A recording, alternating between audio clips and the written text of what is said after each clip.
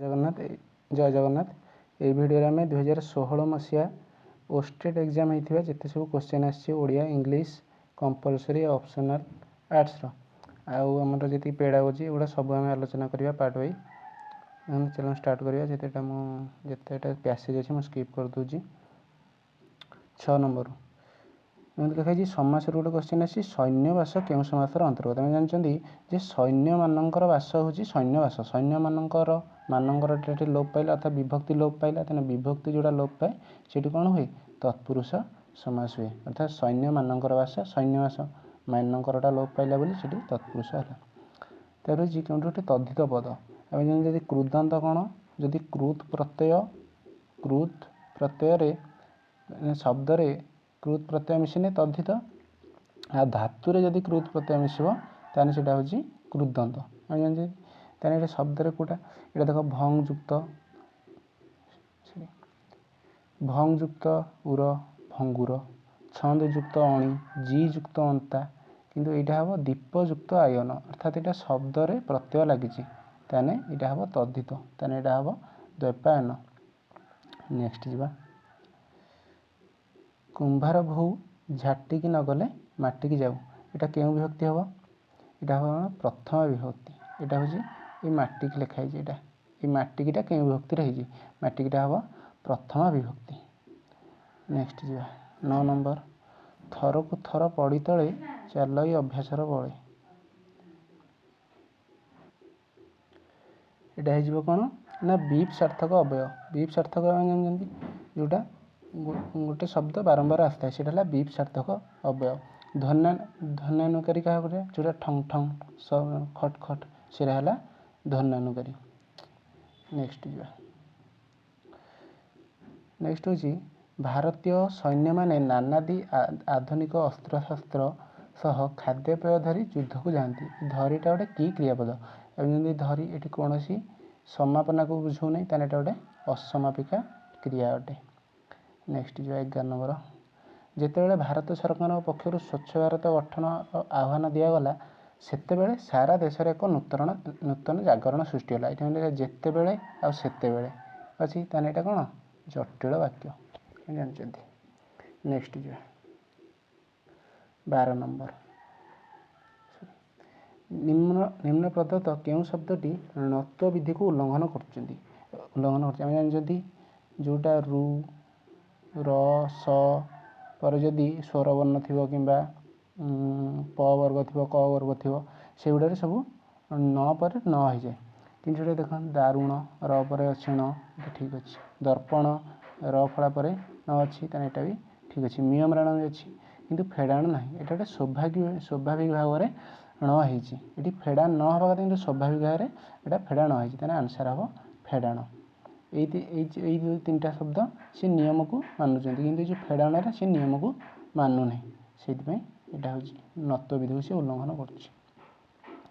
13 number निम्न वाक्य गुड़िक मध्य केउंटे भूल अच्छी फास्ट देखो से अतिथि मानक सबांधव आसवाक निमंत्रित कले से अतिथि मानक ही ना सी अतिथि को से अतिथि को सबांधव आसवाक निमंत्रण कले यहाँ भूल अच्छी तार भारत सबुठारु बृहत भारतर सबुठारु बृहत्तम नदी गंगा ये लिखाई ये गंगा हम भारतर सबुठारु बृहत्तम नदी गंगा तेना सबुठारु पुणी बृहत्तम ये 2 थर होगा तेना गोटे कथा होता भारतर बृहत्तम नदी गंगा किंतु सबुठारु बृहत्तम रही तेना ये भूल होगा। तापर सी रे तुम्हें काली सौल आसो सौल नुहे तुम्हें काली सौल आसो अर्थात शीघ्र आसो तेना यहाँ भूल होगा तांकर कार्पण्य जो से घृणित हुंती घृणित हुंती तेना यहाँ हम ठीक आंसर लास्ट ऑप्शन डी। तापर 14 नंबर क्यों गोटे शुद्ध शब्द सन्यासी ये न फला ना से भूल होगा। तापर गणेश गणेश मूर्धनेशटा स दंतेश हम तेना यहाँ भी भूल होगा। तापर प्रत्यय प्रत्यय ये जो एकटा लगे ना केवल प्रत्यय हम तेना यहाँ भूल होगा केवल सठिक आंसर हो निरोध शुद्ध शब्दटा हम निरोध। नेक्स्ट ऑप्शन जा 15 नंबर सॉरी नेक्स्ट क्वेश्चन जा अछिमा को गछिमा ये रूढ़ीटीर अर्थ कौन अछिमा को गछिमा हूँ ତୁଳନୀୟ ବସ୍ତୁ ସହିତ ତୁଳନା କରିବା। 15 ନମ୍ବର ଅପସନ୍ ବି। 16 ନମ୍ବର ଦେଖିଲା ସୁନ୍ଦରୀ ସମ୍ମୁଖେ ଅପୂର୍ବ ସୁନ୍ଦର ଯୁବକବର ଅବନ୍ତ କି ସେ ଅନଙ୍ଗ ଅଥବା ନର ରୂପୀ ସୁଧାକର। ଏଇଟା ହେବ କ'ଣ ଆପଣଙ୍କର ଉତ୍ପ୍ରେକ୍ଷା ଅଳଙ୍କାର। କାହିଁକି ହେବ ଉତ୍ପ୍ରେକ୍ଷା କ'ଣ ଯଦି ପ୍ରକୃତ ବସ୍ତୁ ସହ ଯଦି ଅପ୍ରକୃତ ବସ୍ତୁକୁ ତୁଳନା କରାଗଲେ ଅପ୍ରକୃତ ବସ୍ତୁକୁ ତୁଳନା କରାହେଉଛି ତାହେଲେ ସେଠି ଉତ୍ପ୍ରେକ୍ଷା ଅଳଙ୍କାର ହେବ। ଦେଖନ୍ତୁ ସୁନ୍ଦର ଯୁବକ ବର ଇଏ ହେଲା ପ୍ରକୃତ ବସ୍ତୁ।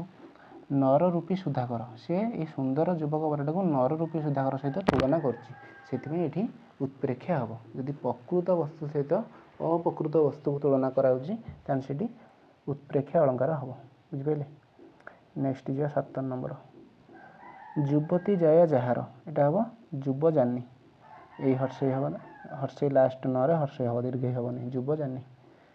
ନେକ୍ସଟ ଯିବା 3କୁ 13 କରି କହିବା। ଅର୍ଥାତ୍ ଏଇଟା କ'ଣ ହେବ ନା ଏଇଟା ଠକିବା। ଏଗୁଡ଼ା ହେବନି, ସର୍ବନାଶ କରିବା ହେବନି, ମୂଲ୍ୟହୀନ ହେବନି, ନିଜ କଥା କହି ବିବ୍ରତ କରିବା ମଧ୍ୟ ହେବନି। ଅପସନ୍ ଡି ହେବ ରାଇଟ୍ ଆନ୍ସର୍। ତାର 19 ନମ୍ବର ପାଣି ଗ୍ରହଣରୁ ବୁଝିଅଛୁ କାଲି ସ୍ୱଭାବେ ତୁମ୍ଭେ ଉଦାର ବାହୁଲ୍ୟ ତୁମେ ମାତର କହୁଅଛୁ ଆମ୍ଭେ ମୁନି କନ୍ୟା ହେ ଉଦ୍ଧାର। ପାଣି ଗ୍ରହଣରୁ ବୁଝିଅଛୁ ଖାଲି ଅର୍ଥାତ୍ ୟାର ଅର୍ଥ ଦୁଇଟା। ଯେଉଁଠି ଗୋଟେ ଶବ୍ଦର ଦୁଇଟା ଅର୍ଥ ହେଇପାରିବ ସେଠି ଆମେ ଲଗେଇବା କ'ଣ ଶ୍ଲେଷ ଅଳଙ୍କାର ସେଠି ହେବ। ଯେହେତୁ ଏଠି ଏଇ ଯେଉଁ ପଦର ଅର୍ଥ ଦୁଇ ପ୍ରକାର ହେଇପାରିବ ସେଥିପାଇଁ ଏଇଟା ଶ୍ଲେଷ ଅଳଙ୍କାର ହେବ। ତାପରେ ବାଜଣା ମାନେ ବାଜ୍ ଯୁକ୍ତ ଅଣା, ବାଜ୍ ଯୁକ୍ତ ଅଣା ତେଣୁ ଅଣା ପ୍ରତ୍ୟୟ ହେବ ଅପସନ୍ ଡି। ତାପରେ ସରିଗଲା ଓଡ଼ିଆ ପାଠ ସରିଗଲା।